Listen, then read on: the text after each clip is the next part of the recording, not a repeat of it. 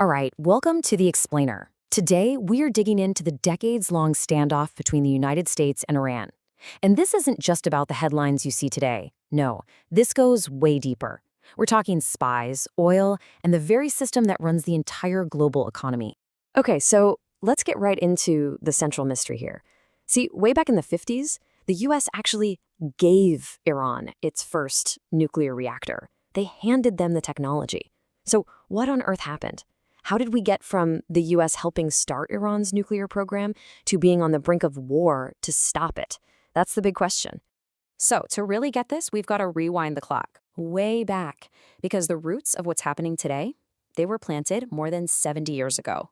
Okay, before we get any further, there's a key term you absolutely have to know. It's called breakout time. And get this, as of early 2023, the International Atomic Energy Agency was estimating Iran's breakout time was down to just 12 days. That's insane. And that's the kind of pressure cooker situation we're talking about today. You know, this whole thing didn't kick off because of nukes. Nope. The first domino to fall, way back in the 50s, it was all about one thing: oil. And this right here really paints the picture of just how lopsided this whole relationship was from the start. Think about it. Iran was basically the gas station for the West's big post-war economic boom. It was their land, their oil, their workers. But where was all the money going?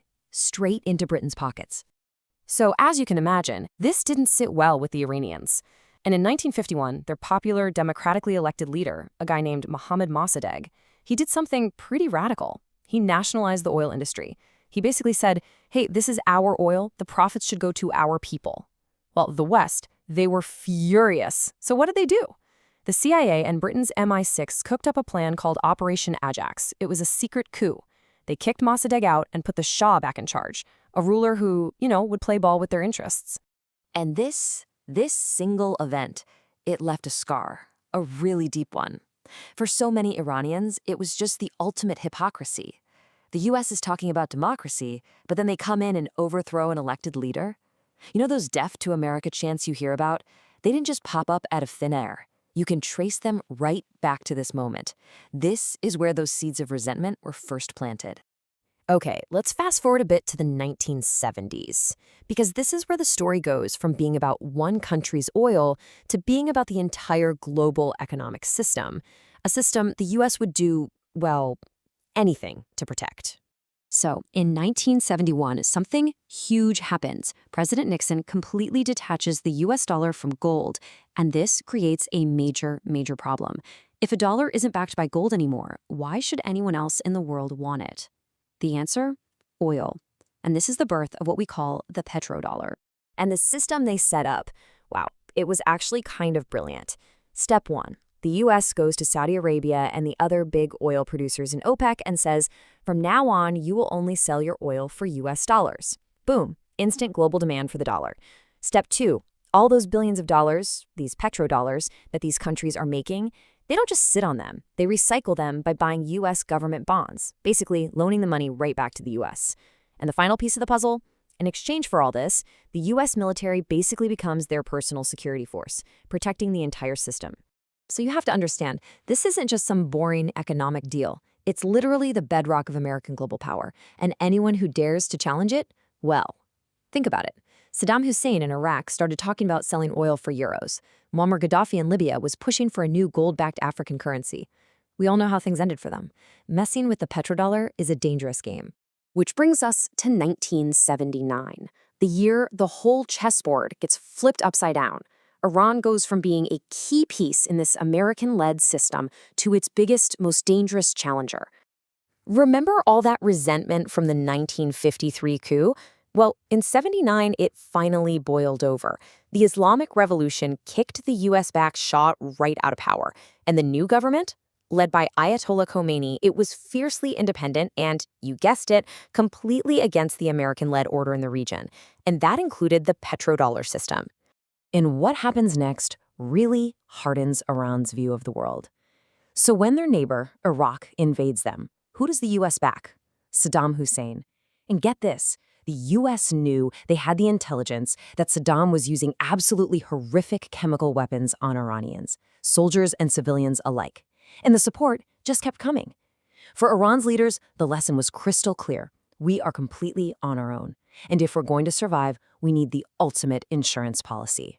And that is what brings us to their nuclear program. You can see on this timeline, it has been a relentless, decades-long game of cat and mouse, from its reveal in 2002 to the incredible Stuxnet cyber attack that just wrecked their centrifuges. Then you have the big 2015 nuclear deal, which seemed like a breakthrough, only for the US to walk away from it in 2018. Every time there was a step towards diplomacy or an act of sabotage, Iran just took another step forward, escalating things even more. So that's the big question, right? How does a country like Iran, whose military budget is just a tiny fraction of America's, even begin to stand up to a superpower? Well, the answer is they don't play the same game. They use something called asymmetric warfare. Look, Iran knows it can't go head-to-head with the US. They can't match them tank for tank or aircraft carrier for aircraft carrier. So they play smarter, not harder.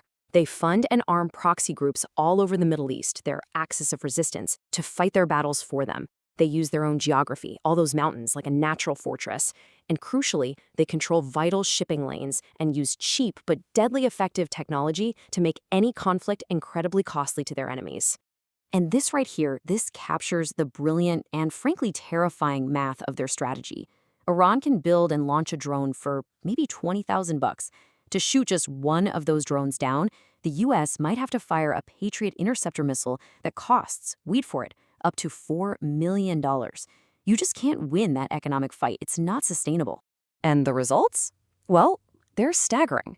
This number you're looking at, $300 million, that's the price tag of a single super advanced US radar system, and it was taken out by one of Iran's cheap little drones.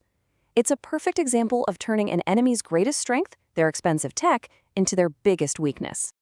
And that brings us to Iran's ultimate trump card, their ace in the hole, the Strait of Hormuz. I mean, look at these numbers. This tiny little strip of water, it's like the jugular vein of the entire global economy. A full fifth of the world's oil goes through there every single day. For countries like Japan, it's 80% of their energy needs. By just threatening to close the strait, Iran can send the global economy into a total tailspin, which is a direct attack on that petrodollar system we talked about. And so that leaves us with this final, really critical question. This conflict, it's not really about tanks and jets anymore. Iran's strategy is to make any potential war so unbelievably painful, so economically devastating, that the idea of winning becomes, well, meaningless. It really makes you wonder, when the battlefield is the global economy, what does it even mean to win?